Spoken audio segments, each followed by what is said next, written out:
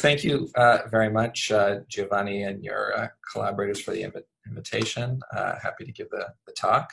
I'm going to be talking about photonic topological insulators as opposed to electronic ones. So the wave functions that I'm going to be talking about describes photons as opposed to electrons. I guess Monica Eidelsberger was talking earlier, and she was talking about the wave function of atoms, ultra-cold atoms. And so this is sort of parallel to that in some sense, where I'm really talking about the photons themselves. So I'm going to be talking about a few different topics, each related to nonlinear optics interacting dynamics of photonic topological insulators, and in particular topological slow light devices and solitons, both in the bulk and on the edge if there's time. Okay, so here I go. Just a little bit of background on photonic topological insulators. This is work now going back 7 or 8 years. This is work that I did while I was a postdoc in Moti Segev's group, and it was a collaboration with Alex Samite's group.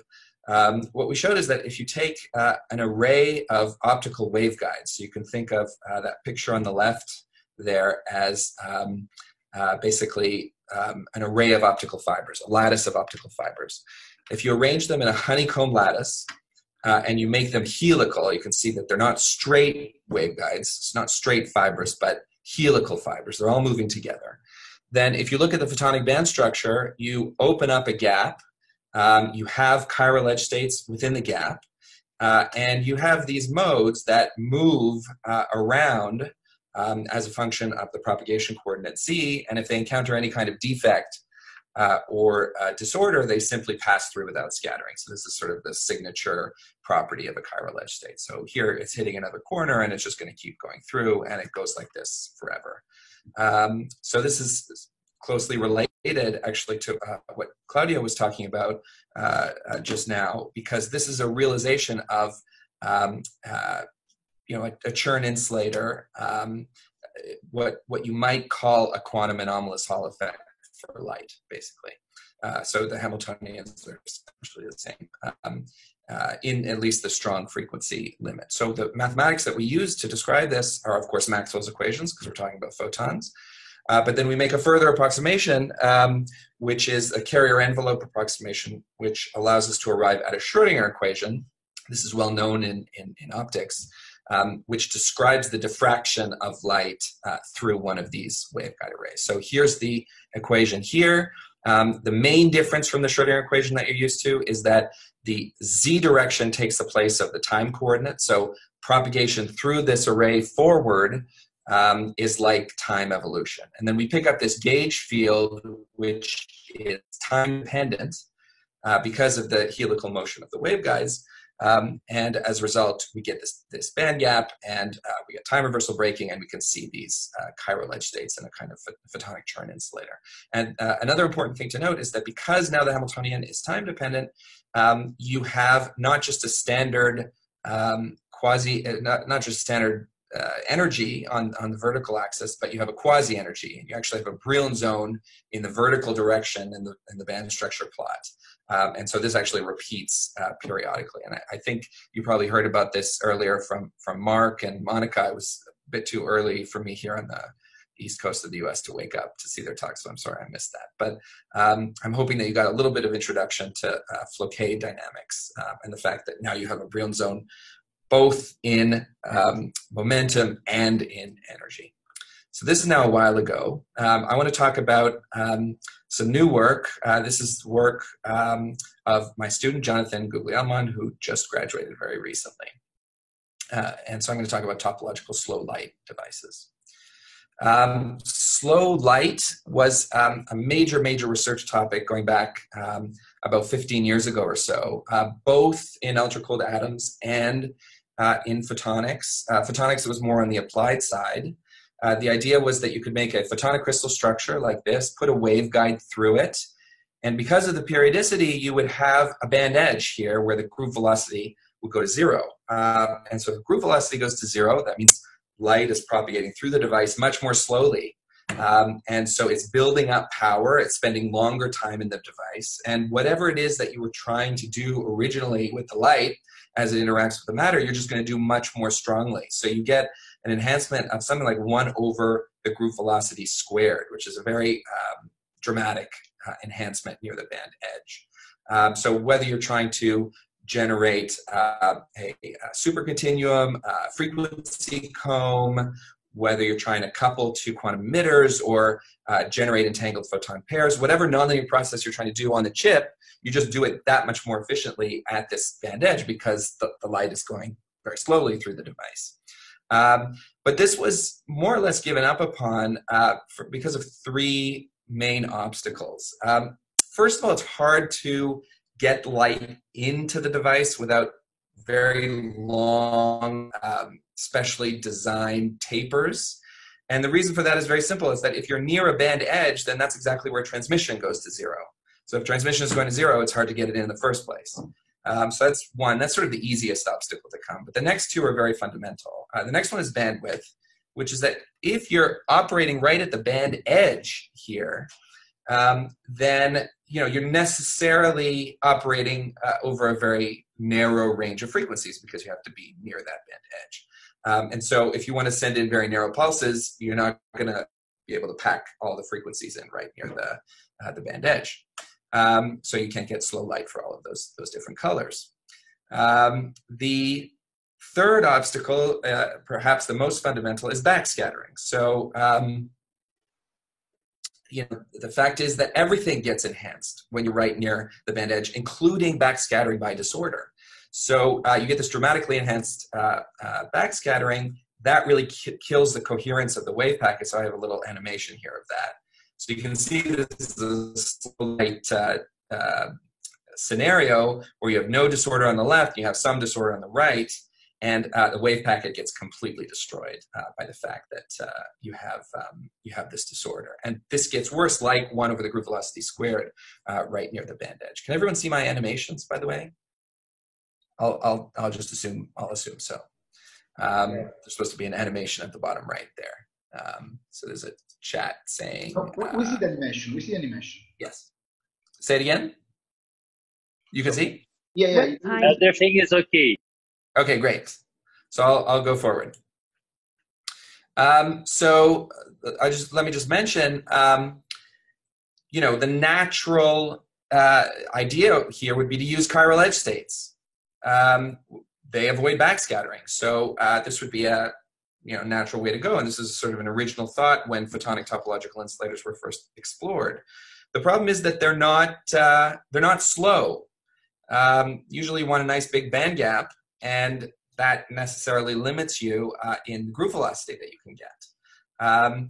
So one approach might be, well, just to reduce the band gap. So that's fine. You can make the band gap very small, but then the minute you introduce more, that's a problem because that is going to close the gap, and the effect is completely washed out. So that's really not a very good option. You can engineer the dispersion of the edge to have a region right in the middle there of very low groove velocity, and that's true, but that doesn't give you anything in terms of bandwidth. So that still sacrifices the bandwidth. You can only operate in that narrow range where the groove velocity goes to 0. So our solution is something different, which is to make the edge state wrap around the Brillouin zone many, many times. So I've only shown it 2 or 3 times here. But in fact, you can make it do it an arbitrary number of times. You just keep it wrapping around, and then what do you get? Well, first of all, it's a chiral edge state still, so you have no backscattering. You have the whole bandwidth of the band gap, so now it's just a question of how big you can open the band gap, and that'll be your bandwidth. And therefore, by effectively expanding kx, by making the Brillouin zone in some sense much larger, since the groove velocity is sort of delta E over delta K, well, you get this very slow light over a very large bandwidth. And this is something that you cannot do if the material is not topological. Just because if it weren't, then you would have counterpropagating states on the same edge, you would have avoided crossings. Remember, we don't have spin Hall in optics, so that's not an option for us. So you would just have a bunch of trivial slow light waveguides on the edge, just like we know from the past. But with the topological design, you could really have this slow light over the large bandwidth. Okay, So just to mention a few things about this, it gets around all the trade-offs. So you can get perfect incoupling because there's no backscattering, right? So you can make an arbitrarily short taper. It's a chiral edge state, no backscattering. It has this high bandwidth. Some people get the impression this is sort of a band folding trick, but it's not. You know, when you do band folding, you're not changing the properties of the system in any way. So it's not some sort of trivial band folding effect. We keep the unit cell the way it is. It is a single mode waveguide, so it kind of looks like it's multi-mode because there's all these modes crossing the gap. And it's true that there are many modes for a given K, but the important point is how many modes there are for a given energy, a given frequency. So if you just draw a line across that band structure at a given energy, you only cross those bands once. And so that means for a given wavelength, you've got a single mode waveguide. So this is not a crazy multi-mode waveguide in any sense, single mode. And as I said before, it really has to be topological to work. So I see this as a compelling application of photonic topological insulators. It allows you to get around these trade-offs associated with slow light devices. Okay, so the question is, how do we do that? How do we wrap the mode around the Brown zone so many times? Well, if you just think naively how you would try to get slow light in simple, say, coupled resonator model. So think of the blue circles here as just resonators, and they have some hopping between them. Then what you would do naively is just to take the hopping to 0, and that reduces the group velocity. It also reduces the bandwidth. But the thing is with topological systems is that we know that the modes have to connect from one band to the next. You know, we can say valence and conduction band, although we're talking about photons here, right? So we have to have the modes really connect between the valence and conduction bands. So if we just kind of modify the hoppings where the edge state is propagating, then what's not allowed to happen is for these bands to just simply detach from the bulk bands. So the edge bands can't just do what you're seeing here on the right. It's impossible for them to just detach and just get slower while sacrificing bandwidth. And so their only recourse is to wrap around many, many, many times. So that's the only choice that they have. And then it's a question of just choosing the right hoppings to make them dispersionless. So make them as flat as possible, which is a desirable property. So here, you're seeing a simulation of exactly that. The edge here in this picture is down here. Just think of the top as just going off to infinity. So think of only having one edge. This blue region is the unit cell. And what we do is to engineer the hoppings near the edge. And by engineering those hoppings deeper and deeper into the bulk, we can make the edge states wrap an arbitrary number of times. This is not a schematic diagram. This is an actual calculation where what we're doing is changing the hoppings in the region of the edge. This is something we could do in photonics. It's not so easy to do in condensed matter because we have so much control over the parameters of the system. So we just engineer those hoppings such that as you go deeper and deeper into the bulk, you sort of bring in more bulk bands into the gap and they become edge states. Just for lack of time, I won't go into too many details, but what we found, and we have a reason for this, is that the edge states stay just as confined. So you might be a little worried that given that we're engineering so deep into the bulk, the edge modes could actually spread out and become big, and that sort of kills whatever nonlinear effect you have because you don't have the enhancement associated with confinement. The mode volume gets bigger, but it turns out that they actually don't do that. So you're seeing basically a proof of that here. So you take any energy slice, and you can see these plots of the wave functions still keep the mode confined at a given depth into the bulk. So this is a sort of apples to apples comparison of the trivial case and the topological case. This is both slow light, same ratio of disorder to group velocity, and here's what you see. So here's the distinction. So on the left side, you have the trivial case, on the right side you have a topological case. And you really see that in the topological case, you maintain the coherence of this wave packet, and that coherence gets better as the wave packet gets a bit bigger. But even for very short pulses, it maintains the coherence much better. So the big challenge here, this is theoretical work so far, the big challenge is to be able to realize this in a planar photonic crystal. So with that, I'll move on to next part of my talk on topological bandgap solitons. So this is the work of my postdoc, Seba Mukherjee. Okay, so I mentioned waveguide arrays earlier. I won't go into the details, but basically what we do in my lab is to fabricate these waveguide arrays in arbitrary patterns. You can see on the left side there. What you do is you focus a femtosecond laser to a tiny spot that locally ablates the glass that you're using, and you can sort of 3D print these arbitrary patterns that you want, and we make these waveguide arrays. So you're seeing top center, you're seeing a mode profile 1 waveguide, bottom center, a micrograph of one of these arrays, and then on the right, there is just an evanescent coupling function. So the strength of the hopping, of the coupling between neighboring waveguides is a function of the distance between them, and that's this function here. But otherwise, they're just governed by Schrodinger dynamics that we're used to in 2 dimensions. Okay, but the question that we really wanted to ask is, what about interactions? What about nonlinearity? There's been a huge amount of work in the linear regime, the non-interacting regime, in optics and condensed matter, but we really wanted to push into the interacting regime.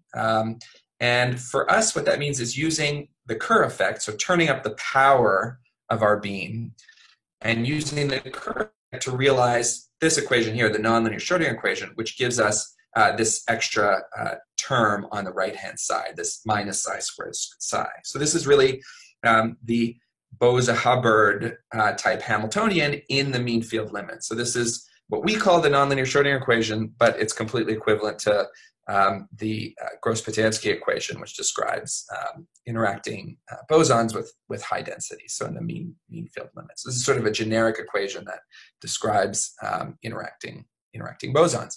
So what is the effect of this term?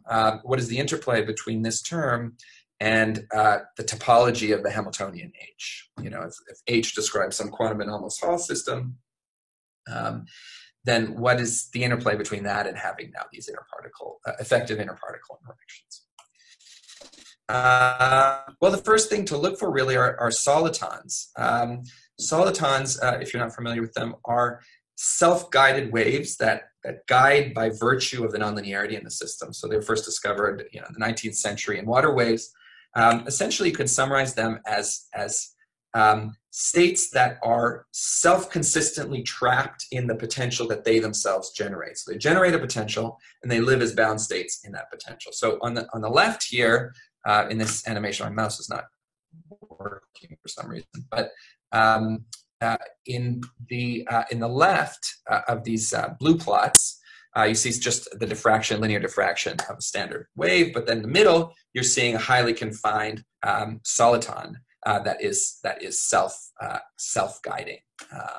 And then on the right, what you're seeing is a modulation instability calculation where you start out with a plane wave with a little bit of disorder. It falls apart and it forms these solitons. So you see these solitons are very generic. They, in some sense, form the basis of the nonlinear analysis of nonlinear PDEs. They are seen very widely in many different types of systems.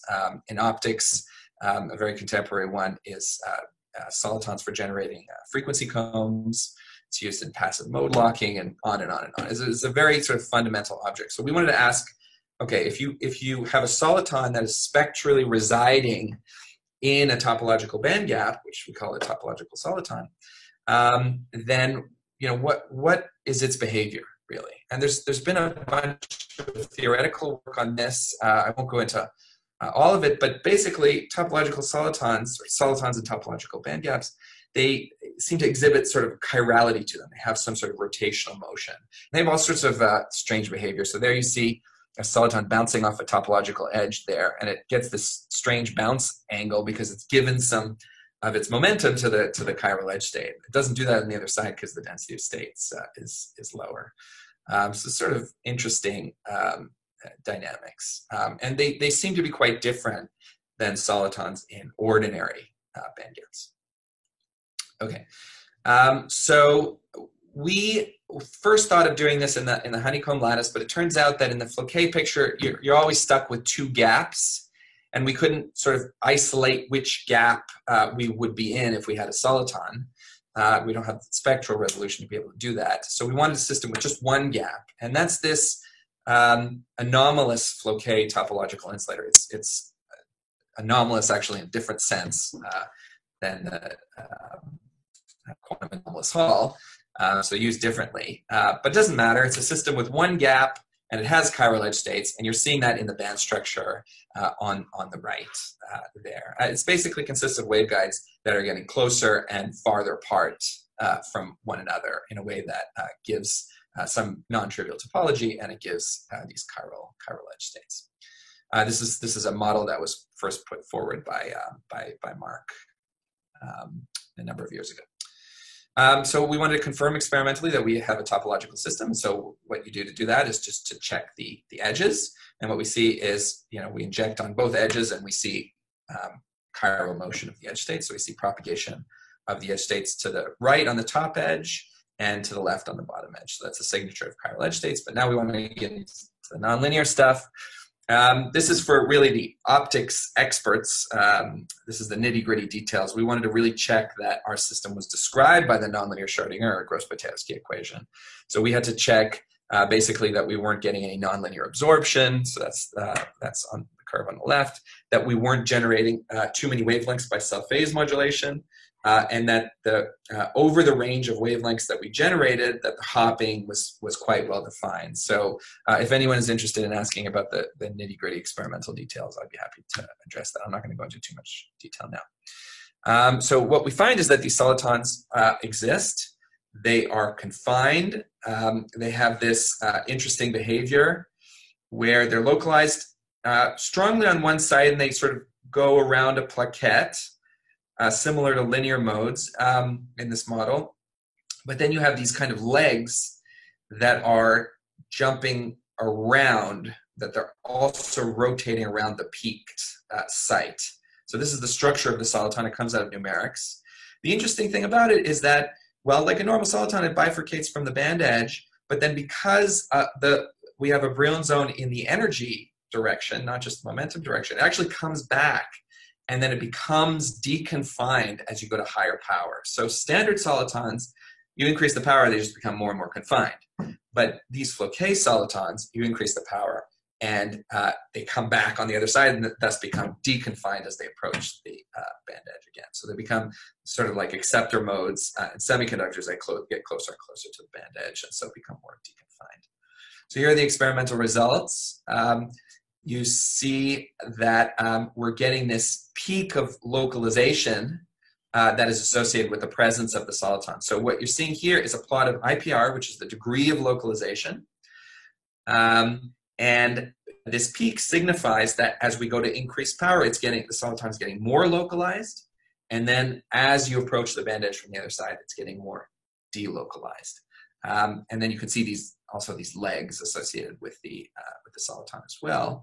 And we wanted to show the rotational motion, so we chopped off, we fabricated a different sample that was cut off at half a period. So now we inject in this waveguide, it's now gone around, and we see exactly the same behavior. So this is evidence of this kind of cyclotron-like motion that it is doing, akin to the quantum Hall effect. So the soliton is actually executing this cyclotron motion. So this is experimental proof of that.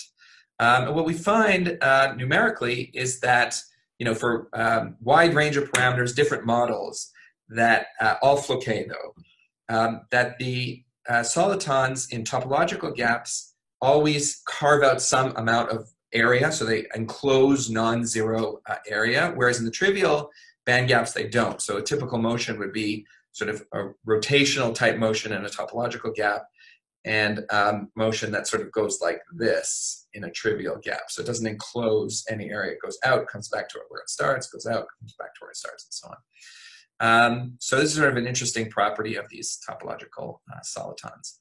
I know you want me to stop for questions at some point, but let me talk briefly about the edge. So a big question, natural question, is what are the nonlinear dynamics of the topological edge states? There's been a lot of papers, a lot of predictions about topological solitons on the edge. We're not the first ones to predict them. The fundamental issue here is that if you look at the edge is gapless, and solitons really need a gap.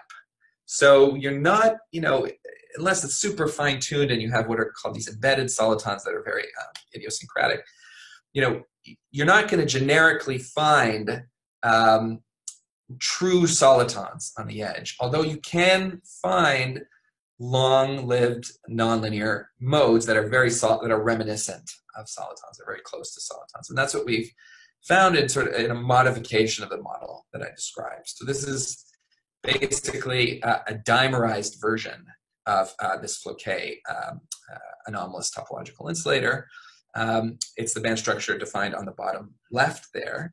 You can see on the bottom right is a micrograph. The structure looks similar, but it's basically undergoing slightly different motion because the couplings are dimerized here. And we can control that dimerization with a parameter delta. It just basically defines how long two waveguides are coming into contact with one another so they can evanescently couple.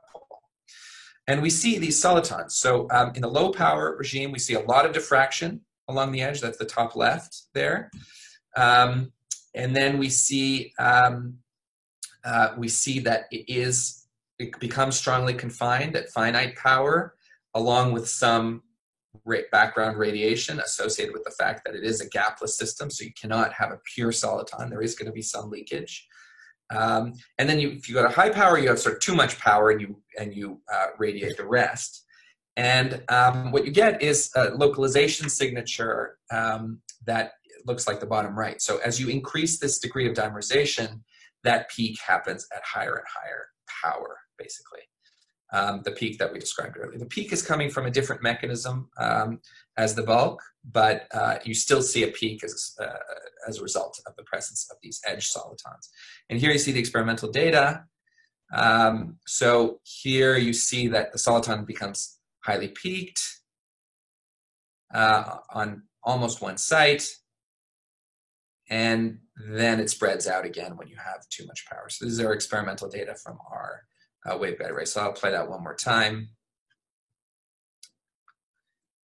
There we go, goes up, becomes strongly localized as this soliton-like object, and then comes down. Again, it can't be, strictly speaking, a soliton because it does have some radiation, because the system is gapless. And there you see, so we have this behavior as a function of delta, where as the dimerization increases, we go to larger and larger power for where this peak happens, for where the soliton occurs. We also, in the right-hand column there, we see the soliton going around a corner. So it's an interesting question to ask, what is happening to nonlinear chiral edge states when you encounter a defect? And that's something that really hasn't been addressed theoretically sufficiently. So where do we go from here? Well, the big question, and this relates back to the first part of my talk, is how can we topologically protect nonlinear devices? In what ways can we do that? Is there a nonlinear theory of topological invariance? We understand the theory very well for a topological invariance in the non-interacting case, but what about the interacting case? So I think what is needed from a theoretical point of view is a really deep understanding of how topology, nonlinearity, and disorder interact with one another, basically. And so I think I've gone a bit over, so I'll just stop there. Thanks.